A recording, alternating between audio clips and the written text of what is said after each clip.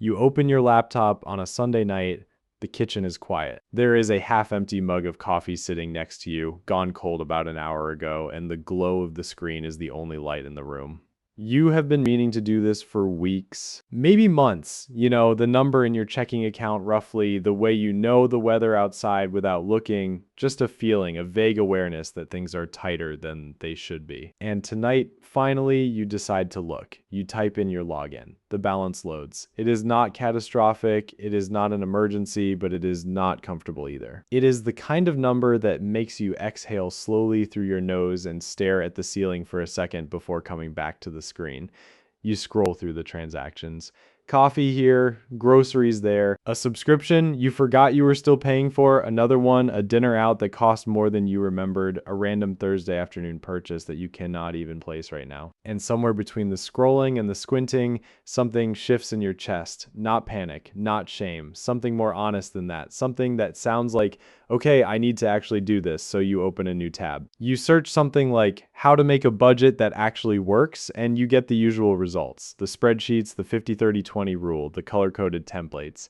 You click on a few of them, they are fine. They're technically correct. But they feel like homework. They feel like discipline. They feel like the financial version of a diet where you're allowed 12 almonds and a glass of water and you're supposed to be grateful. And you close the tab.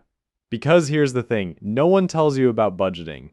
The reason most people quit is not because they are irresponsible. It is not because they do not care about money. It is because the way budgeting gets taught feels like punishment. It feels like you did something wrong and now you have to pay for it by giving up everything that makes Tuesday afternoon bearable. And no one can stick to something that feels like penance.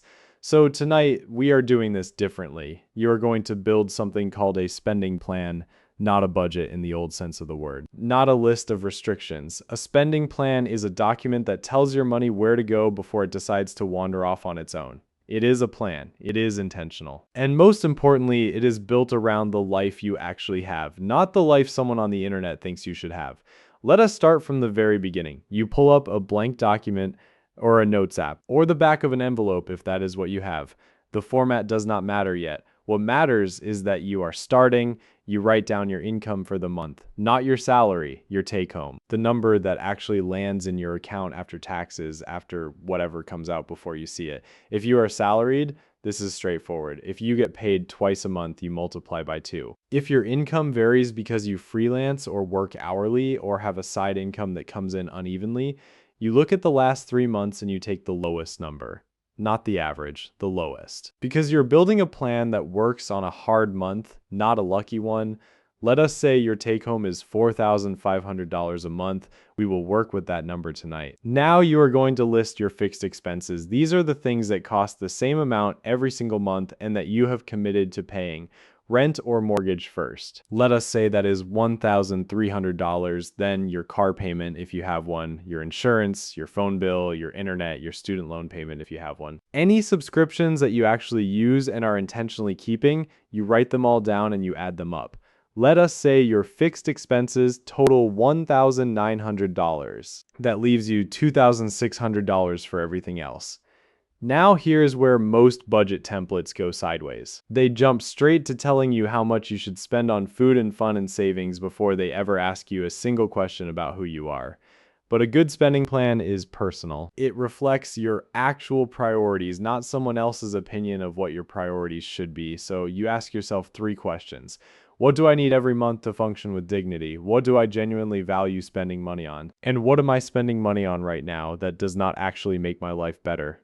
The first question is practical: groceries, gas or transit, basic household items, the things that keep you fed, clean, mobile, and functional. For most people in the United States, this is somewhere between $400 and $800 a month, depending on where you live and how you shop. You write down a realistic number, not the number you would spend if you were being perfect. The number you actually spend when you're not trying to be perfect, but you're also not being careless. Let us say $500. The second question is where the spending plan starts to feel different from every other budget you have tried to make. What do you genuinely value? Not what you should value, not what looks good on paper. What actually makes your life feel like yours? For some people, that is a gym membership. For some people, it is the streaming service they watch every night after work. For some people, it is a weekly dinner out with someone they love or a monthly visit to a coffee shop where they sit alone for 2 hours and feel like a human being again. These things are not luxuries to be ashamed of. These are the things that keep the plan sustainable. A budget lifestyle that has no room for joy is a budget lifestyle you will abandon by the third week of the month. You write those things down, honestly, without judging yourself. And you assign them a real number based on what you actually spend, not what you wish you spent. The third question is the honest one. You go back to those bank transactions from earlier. You look at the things you spent money on that did not make your list. The things you bought without thinking, not because they made you happy, but because you were bored or stressed, or it was frictionless and 2-day shipping made it feel practically free. You are not going to shame yourself for these purchases. You are simply going to notice them. Because noticing is how you start redirecting. Now you have the bones of a real spending plan. Fixed expenses, practical needs, intentional wants, and a clear-eyed look at where money has been escaping without your conscious permission. Here's how you put it together. You take your $4,500. You subtract your fixed expenses of $1,900. You have $2,600 left. You assign $500 to groceries and household basics. You think about what you genuinely value and you decide you want $90 for your gym membership and the streaming services you actually use. $150 for dining out and social spending with people you care about, and $50 for personal things, a book, a candle, something small that is just for you. That is $290 for your intentional wants. You still have $1,810. Now comes the part that changes everything. Before you do anything else with what remains, you pay yourself first. This is not a phrase, this is a practice. You decide right now, tonight, how much of that remaining money goes to savings before you touch it for anything else. It does not have to be a life-changing amount. It has to be an amount that is consistent and automatic, even if that number is $100 a month right now. $100 a month is $1,200 a year. That is an emergency fund beginning to exist. That is a version of future you that has a little cushion between herself and a bad month. Let us say you commit to saving $250 a month. You set up an automatic transfer to a separate savings account. High yield if possible, because even a modest interest rate is better than nothing, and right now in the United States, there are savings accounts offering somewhere between 4 and 5% annually, which means your money grows slightly while it sits. You are not getting rich from this, but you are building a habit and a foundation. That leaves you $1,560. You look at that number. You think about the random Thursday purchase from earlier. You think about the subscription you forgot you were paying for. You think about the nights you spent money, not because you wanted something, but because the decision not to spend money felt harder than the decision to just click buy.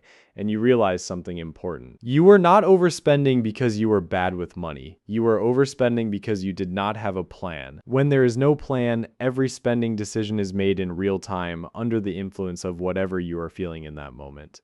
And feelings are not a budget, feelings are expensive. The spending plan is not there to control you. It is there to make the small decisions in advance so that in the moment, you already know the answer. You already know that dinner with your friends on Friday is in the plan. You already know that the jacket you saw on Tuesday is not in the plan this month. And knowing means you do not have to negotiate with yourself at 11 at night when you are tired and your resistance is low.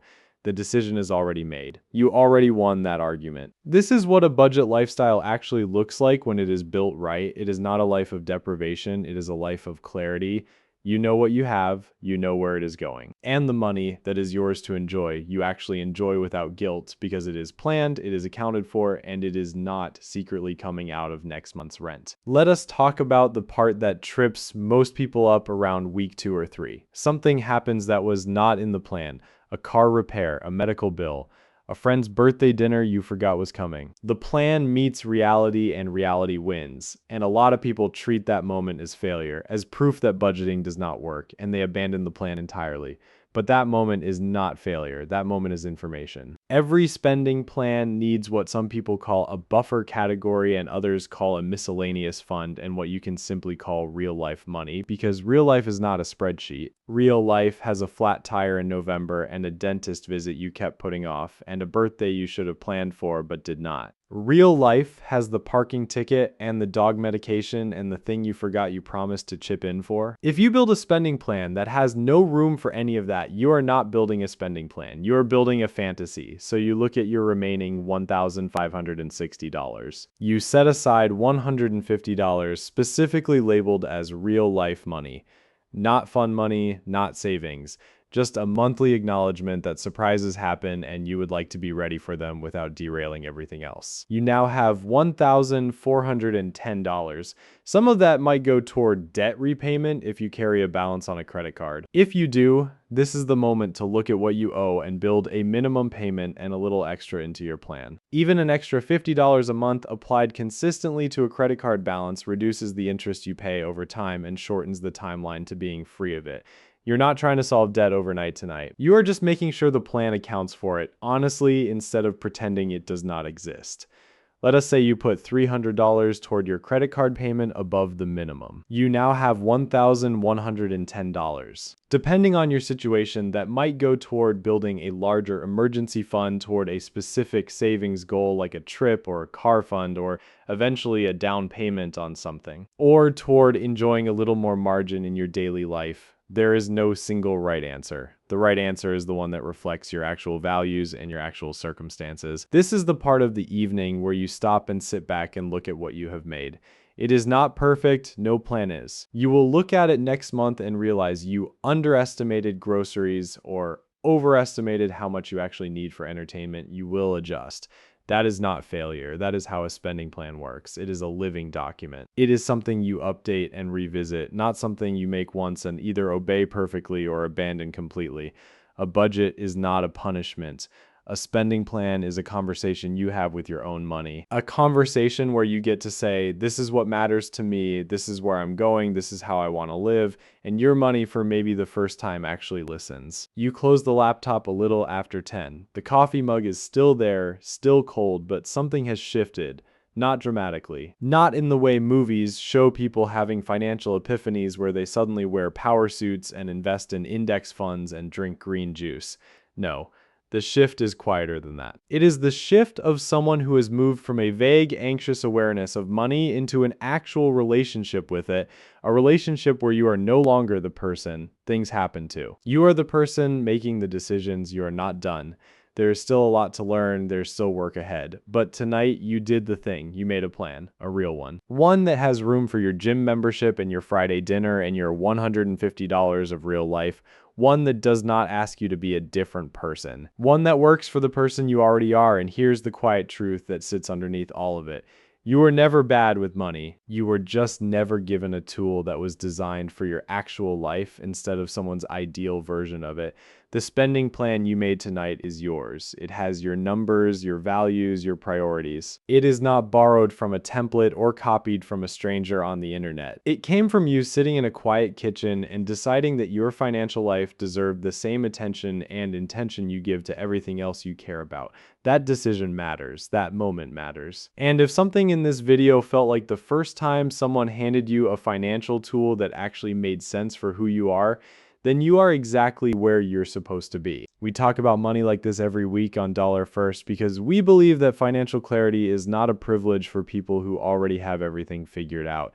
It is available to you right now, exactly where you are. If that is the kind of conversation you want to keep having, stay close. Subscribe if you haven't yet. We will be here every week, ready to talk it through.